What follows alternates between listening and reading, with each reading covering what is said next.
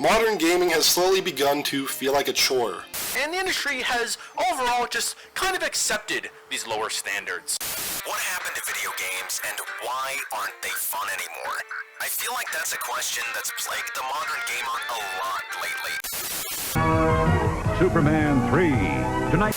Don't be fooled by those who claim it's never been a better time to be a gamer. Modern gaming is the dick that'll say anything it can to fuck you.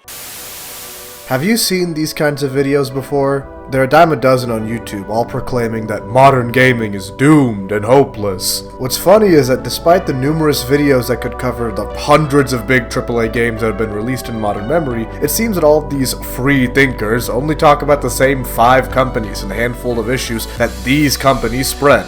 COD, EA, and Ubisoft suck. Microtransactions, battle passes, and loot box are trash. Now, on face value, all of these things are completely correct, but for some reason, this means the entire modern game industry is devoid of anything original. Well, these games are the most popular, they say. It represents the gaming majority. Yeah, they do, but that's sort of how all media works. Usually, the most popular movies or TV shows aren't always the ones of the highest quality. Usually, they're the lowest common denominator that tries to appeal to everyone as much as possible.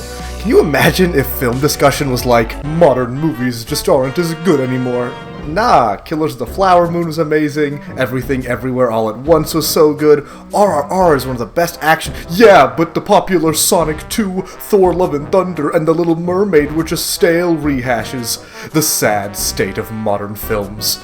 No one would take you seriously, this is how you looked at movies. Yet if you use the equivalent of fast food releases to paint the entire modern gaming industry, everyone seems to be okay with that. If you want to eat something quality, stop going to McDonald's and don't pretend it actually represents modern gaming as a whole. Step out of the bubble and try something new. It's out there and very easy to find. Hell, just the nominations for Game of the Year would provide a more diverse gaming pool than every single game complained about these videos combined.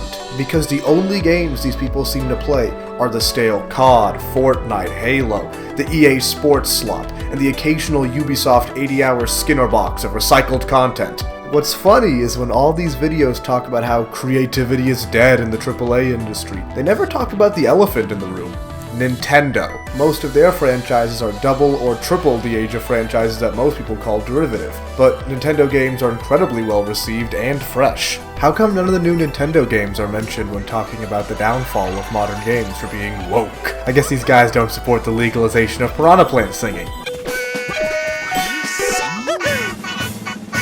A ton of these videos then complain there are no new IPs, everything is just rehashed and played too safe. If you feel this way, you need to look into indie games more. Every month an interesting and new IP drops that looks or plays unlike anything you've ever seen before. AAA games spend too much money in development. They can't afford for it to flop or it can sink the entire company, so they never take any risks and play it safe constantly. With indie games, a small team or a single person has a curated idea no one has ever done before, and they want to bring it to life. A good few to start with are Hollow Knight, Katana Zero, Disco Elysium, Signalis, Eastward. I could go on forever. Most of these modern gaming bad videos don't even mention the concept of indie games, and when they do, it's the most disconnected, brain-dead take imaginable. Here, take a listen. Number 14. Every indie game is a color-blocked, low-poly roguelike. Too many indie games are roguelites and have a pastel color block aesthetic and are low poly solely for the sake of nostalgia. That's it, that's the point. I don't even know where to begin, but I'll make it quick. My brother, the games you put in your point here aren't even roguelikes. Tunic isn't even low poly or pixel art, it's just cel shaded.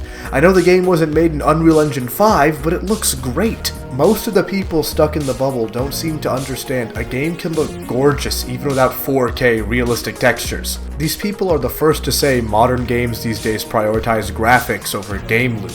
But when their game is too low poly or pixel art, it immediately looks all the same to them. A lot of these pixel art games aren't even going for cheap nostalgia, it's just an art style they're putting their own spin on. Do any of these pixel art games look the same to you? Does this look like it's trying to remind you of the Super Nintendo? Oh, and because I'm petty, none of the games I've mentioned so far have been roguelikes. Stupid ass take. One of the points that actually is a bit more accurate is because of online patches, games release in a more unfinished state. This is especially true on PC, where where optimization seems to be an afterthought. Sometimes this is taken to the extreme, and games are released in an insanely buggy state and becomes the laughingstock of the community for a while. It can be really bad when it's like a remake of an older game that should run perfectly fine, but instead takes 6 months to get working well. But this is also not exclusive to the modern era. There were plenty of buggy and awful disappointments. Games that could barely be called software were made viral and humiliated. The Gollum game is not indicative of the current industry no more than Aliens Colonial Marines was or Ride to Hell Retribution was. If you don't know what these games are, it's because those old trash games get forgotten forever, and we look back at these times with our rose-tinted glasses, only remembering a decade ago when games were engaging,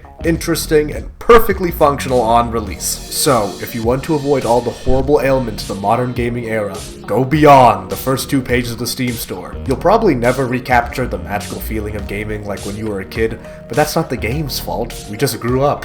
But there are still plenty of amazing games just beyond the bubble that are absolutely amazing. Now, for any FPS fans disappointed I didn't give any options for them, play Ultra Kill. It is legitimately the best FPS game made in the last decade. You can parry enemy shots, you can parry your own shots, you can parry the fist of God himself. It's great, and is full of surprises you will never see coming. One more thing, this vid was a ton of work. A like, subscribe really goes a long way in keeping this type of content coming. Thank you so much for watching.